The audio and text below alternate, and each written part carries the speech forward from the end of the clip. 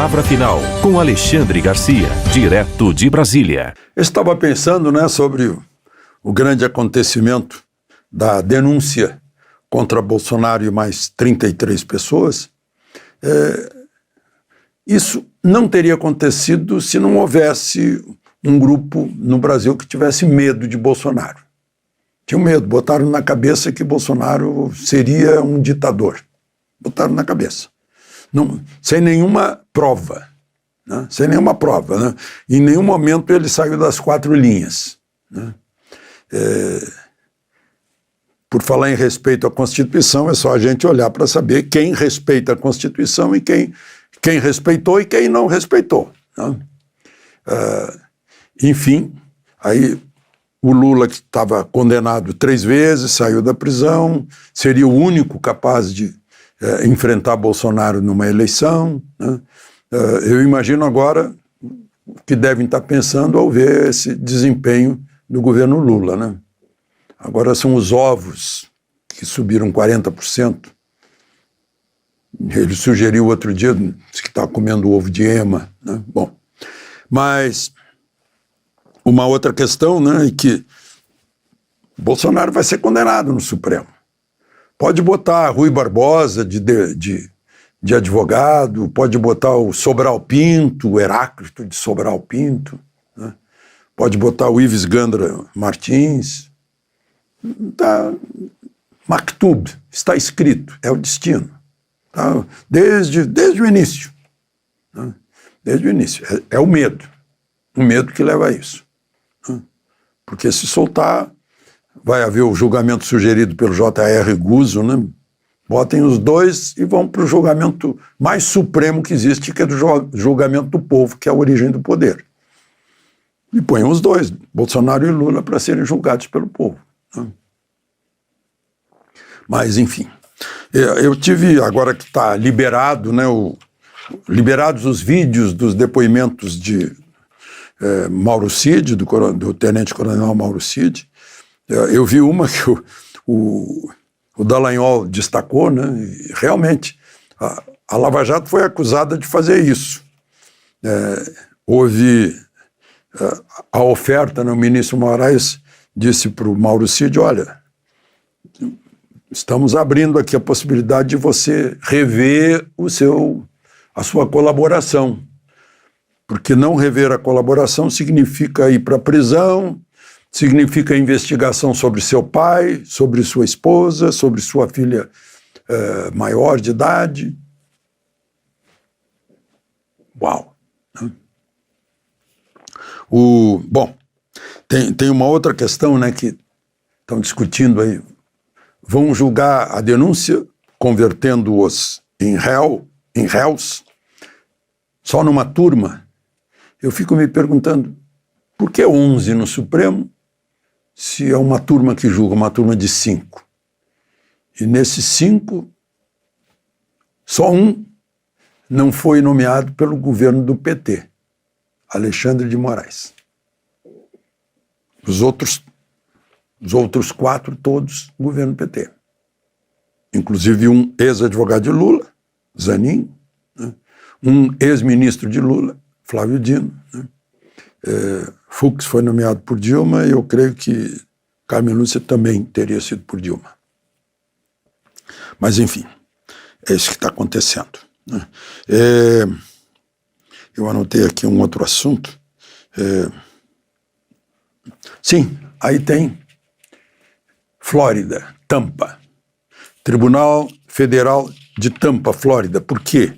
Porque os queixosos, a Rumble e uma empresa de mídia de Trump, estão processando Alexandre de Moraes, como você sabe. E tem sede lá, naquele distrito judicial ali.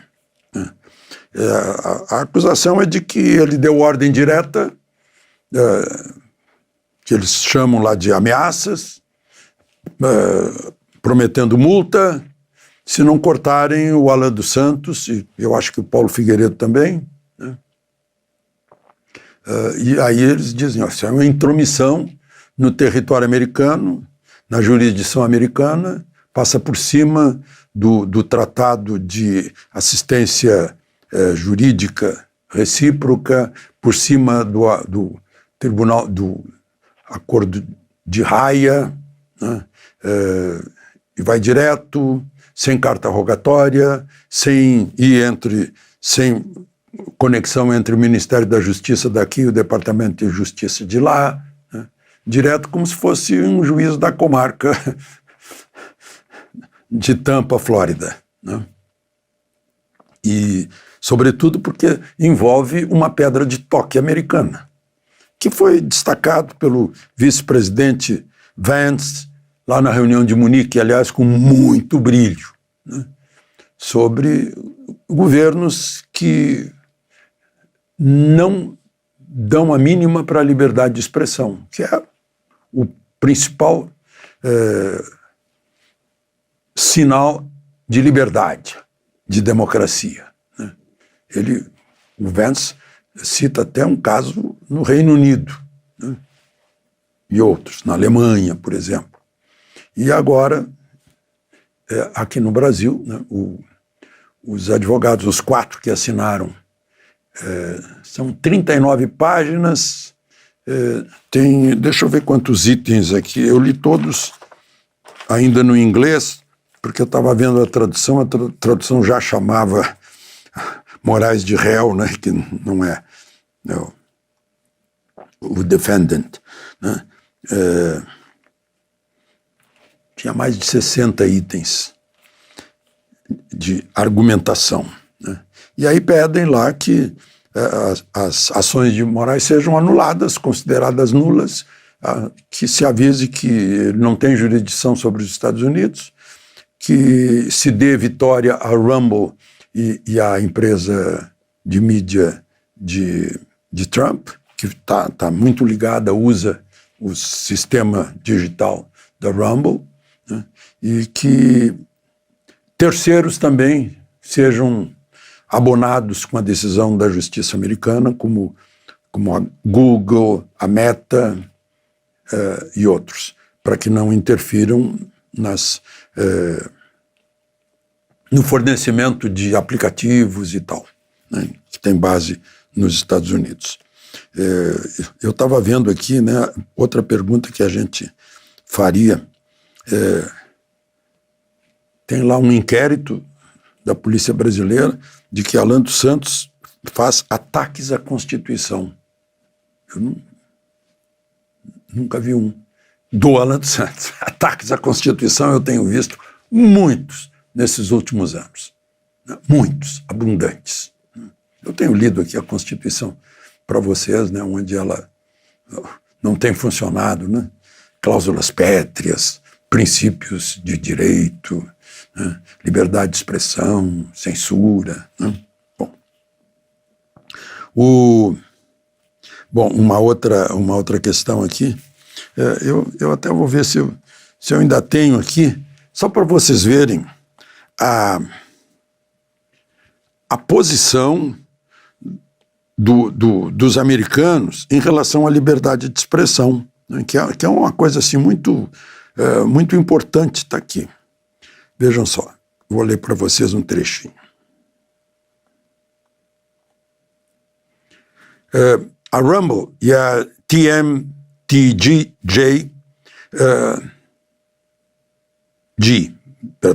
buscam conjuntamente uma sentença declarando as ordens de mordaça do ministro Moraes inexequíveis nos Estados Unidos. Permitir que o juiz Moraes amordace um utilizador vocal, o sujeito que fala, né, essa é a tradução, num meio de comunicação digital americano, colocaria em risco o compromisso fundamental do nosso país com um debate aberto e robusto. Nem os ditadores extraterritoriais, nem o excesso judicial estrangeiro podem anular as liberdades protegidas pela Constituição e pela lei dos Estados Unidos. Isso aí, esse item praticamente resume tudo. Bom, o presidente Lula foi a São Paulo fazer um exame lá no Sírio-Libanês. Ele fala muito nos discursos sobre o SUS, mas ele vai ao Sírio-Libanês. De lá vai para o Rio de Janeiro para comemorar os 45 anos do PT.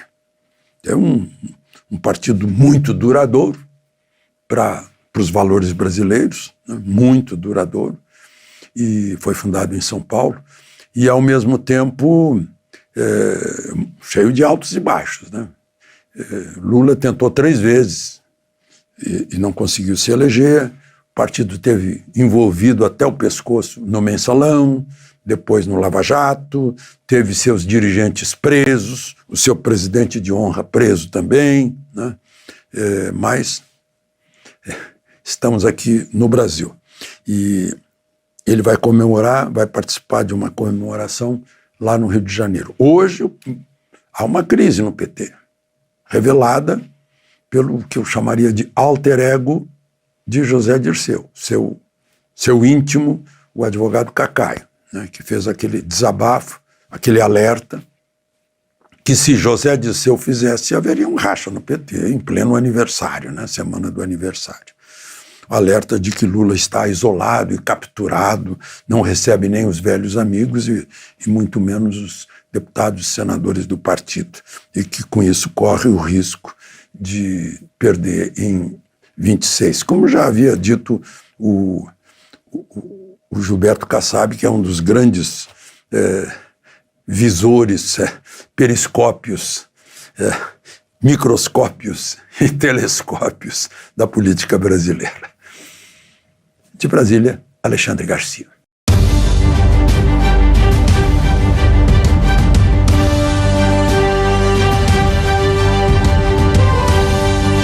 A palavra final com Alexandre Garcia, direto de Brasília.